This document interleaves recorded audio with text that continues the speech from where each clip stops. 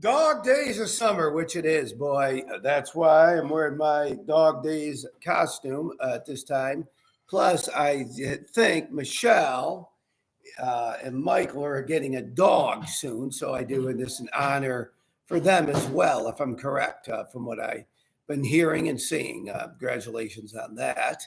Hopefully, it's sooner than later. But anyways, I just got done eating. I got something on my face. Sorry, gang. Welcome to the Tannat Show every Thursday for almost every Thursday, except for 10 beautiful minutes. And it has been hot, so it is dog days of summer. So anyways, hope everybody's doing good. This weekend we got live music with a new musician Saturday, 1 to 3 or 1 to 4, and a member event, which most of you are members on here, for the 2021 North Point Red Cellar Collection. 20% off the $109 price for the members, just for the members. 2021, 20% off. You can't make it, I'll ship it to you or deliver it to you. I took some orders today, actually. So it's the one that is, and I'll explain it later because I'm going to have that. So the vineyard, I'm sure I was just talking to Nick and the team today about the rain, and it's actually been okay. We're okay. You know, these thunderstorms that come in, they really, they come and go and they're spotty. We may not get them. They come down hard and then they roll off the hills. And that's why you always want to be on slope to get rid of stuff for that.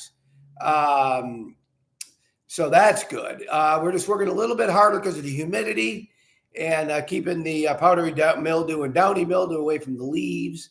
Because, we need those. Those are our solar panels.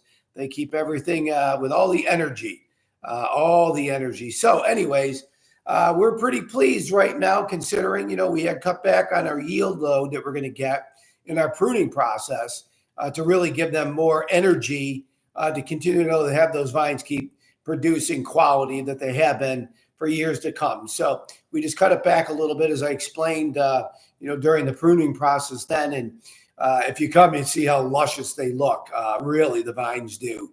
And it looks like it's going to dry out a little bit more. It's the rain that we don't like is the several days of long soaking rains. We don't care about the quick ones that come down. We always get those, and we needed it once in a while. But at this point, they're rolling off the hill, on our slope, which, as I said, one of the big criterias of any vineyard is to make sure you have slope to get rid of things of that nature. So that's kind of where that is. Other than that, I can't think of anything else other than getting to the show. So it's very funny. This one was. It was before I went out of town last Tuesday. I was at my chiropractor, which my chiropractor is the chiropractor for most of the best sprinters in the world.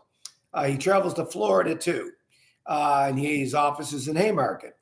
His biggest client or patient is Noah Lyles, that won the 100-meter dash in the Olympics, and won other medals too. But he treats them and trains them and keeps them fluid all over. And he goes to Florida a lot because a lot of the runners that you see that are from Jamaica or from the United States, the best runners all live in that area. They train there. So he goes down there and works on them every Wednesday, apparently. And he certainly goes to the Olympics and stuff. So I'm not in that category. I always tease him about, I'll give him a bottle of wine of mine if he gets me into the Olympics to run a 100-meter dash, which is doubtful ever. So anyways, I was there last Monday. And he knows my appointment time. He didn't know I was there. The receptionist certainly did. And so they put me in my room. There's several rooms there. And he was working on somebody, it sounded like a guy, in the room next to me. And no one else was there. I guess everybody was traveling. Usually it's pretty busy. But so I'm kind of just sitting there waiting for him to come in. And I hear the guy say, which was funny, he says, and my chiropractor knows I have a winery, and we joke about it all the time. And so I heard him talking to the guy about something that he really likes wine or something, and he had too much Sunday at a party. And he said, "Oh, what kind of wine you like?" He goes, "Red wine." And he goes, "Yeah." He goes, I like, some Virginia wineries, but I have a favorite one that I always like his wine." And I'm sitting there listening, and, I can hear him going, "Oh," probably when he was getting realigned like I do. And so the doctor goes, the chiropractor doctor goes, "One of my clients, he has a winery. He said it's not too far away, about 20 minutes." And he goes, "Oh, what's his name?" And he goes, "Howard." He goes, "Howard? God, I go there all the time." And I haven't been there in a little bit because I hurt myself. He's going to wonder where I am. And I'm just sitting there listening to this. So that was kind of funny. And you can't go and interrupt somebody that's getting a procedure. You know what I mean? So I kind of got near the door and was just waiting. And Dr. Orbitz did say, he goes, "I think he's coming in today." And he goes, "Oh, well, tell him hi." So he comes out, and I said, "Hey, Fran, his name is." I go, "Fran, what the heck are you doing?" He goes, "Oh my God, did you hear me talking about you?" And he did. He heard himself, so he's coming in here, and we had a great conversation for more than several minutes, and with the chiropractor and all that stuff. So that was kind of really funny. And the chiropractor's never been. He always tells me he's going to come, so I always bug him on that one. So we were talking about the winery more and how next, it's just funny how that came. So you never know where you're going to be, right? The longer I do this thing. So that was funny. So for tonight's wine, we are going to taste the North Point Red 2021 in my signature regal glass that holds a full bottle of wine. Wow. Okay. Now, this one is different than some of the others because there's 40% Merlot, 20% Cab Franc, 20% Cab Sauv, and then 10 and 10, a Petit Verdot in Malbec. Where before, the Merlot wasn't as high. It was more Cab Franc or Cab Sauv. Once again, 2 years in a French oak barrel. Move. Wow. That's why it's called North Point Red. Whoa. Wow. A lot of tannins. I haven't had this in a little while. Whoa. Okay.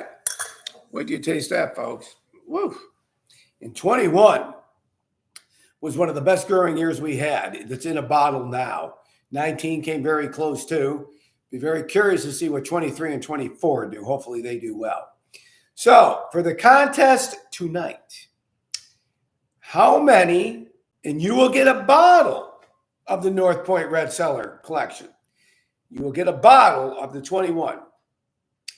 Whoever can tell me first on here, I'm not going to hang out all night, how many vintages have I made of North Point Red Cellar? North Point Red. How many vintages? So how many years did I make it? How many years?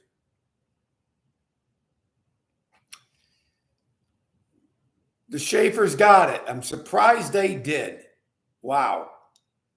The Schaefer's got it. Greg, no, I've only made it 9 years. However, I did say the word North Point Red because North Point Red at the beginning, I didn't have a North Point Red Cellar collection. So it was the Buddies and it was the Padlock and the Luigi's. But what happened was the label was the same back then. It was the Buddies label. And then when I did the Petit Verdot or Tannat, it was the same label. Then I changed to the cellar looking label that is the more than with the copper and everything on there.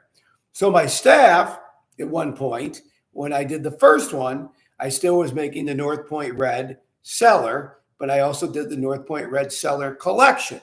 And they were selling them Cellar collection for the price of Luigi's or Buddies or Padlock Red, which was not good, but enjoyed. I'm glad the clients got it.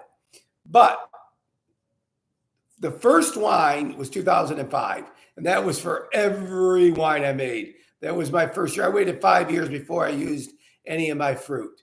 So you have, Michelle and Mike, the 2021 North Point Red. So I really have only made 5 North Point Red Cellar collections, but that wasn't my question. It was North Point Red, and that falls into that. So that's a little tricky question, but you win. So thank God for that. What else?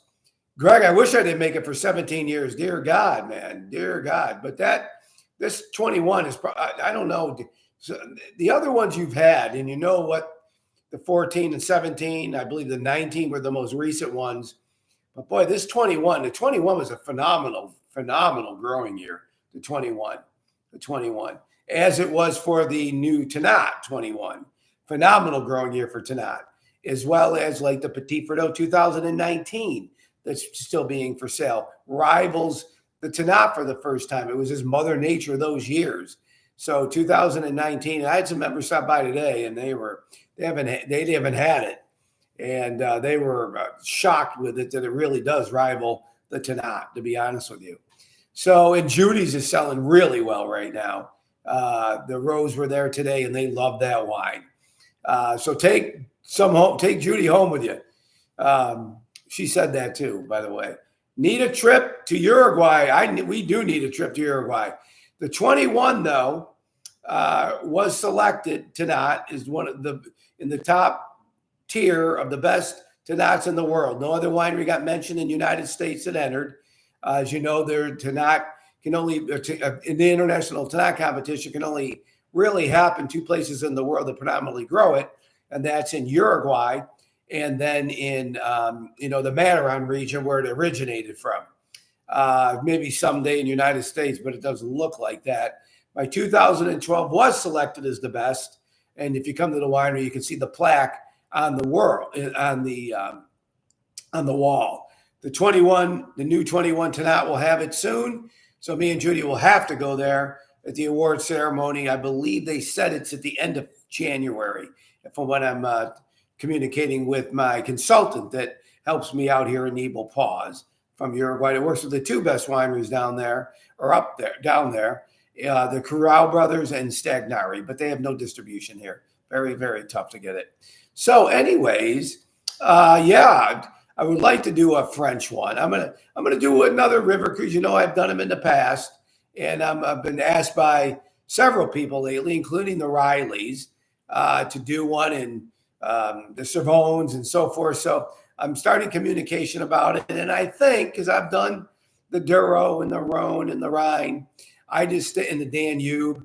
I think it would get the most people would be down in Bordeaux. Let me know your thoughts on that one. I would think Bordeaux river cruise. Uruguay, I would love to do. The problem is there's really no rivers. It would be mainly by land, and there would be more boats around, on the major water. They're not even waterways. It's the ocean and the sea. So it really, really is not a good one. We tried to do it through Brazil and Uruguay. Will we have air conditioning? Of course you'll have air conditioning. These boats are modern as heck, man. Modern as heck. So anyways, I'm looking at doing that again. And so I think Bordeaux would be one that would draw up a lot of people, I would think. What are your comments on that? Or a Christmas markets. You can do one of those too. Now that would be in, after Thanksgiving, and they stop at all the famous Christmas markets in the world. And as you know, I used to live in the, in Vienna, Austria for a while. And I just, instead of a cruise to Bordeaux, we would love to do a land tour instead of a cruise to Bordeaux. So, Greg, you mean in Bordeaux? Because you kind of do both, actually, when you do a river cruise. You don't stay on the boat. You go to wineries, too, and stuff like that. So you can do, and you're there for days in some of these ports. So you're out and about. You're not just on the boat the whole time. It's not like being in the ocean. I wouldn't go on one of those, to be honest with you. Just not for me. No, you go up these rivers, and they pull into the ports, and you're right in these cities everywhere. And then you can go back and forth.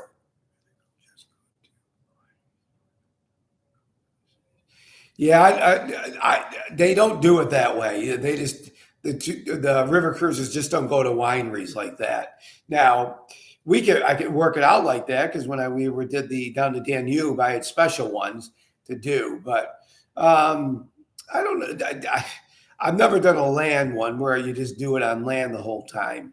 But anyways, I can look into that too. But the river cruises are a lot easier, to be honest with you, because everything is there. You're not going from one place to another because the boat is doing that. And then you do day trips everywhere. You can go to some of the best wineries in the world. Chateau Habrion I want to go to. Chateau Margaux. I mean, those places, I want to go to all those really good places. And that's why that river goes right by those. And you don't have to do luggage or anything. Everything is taken care of. And you drink these wines on the ship as well. So, the boat, they only handle about 80 to 100 people. So it's not a lot. And I know about that one. So anyways, that's it for tonight. So I hope to see you tonight. You want any wine, let me know before the weekend. Dog days of summer. God bless and drink tonight.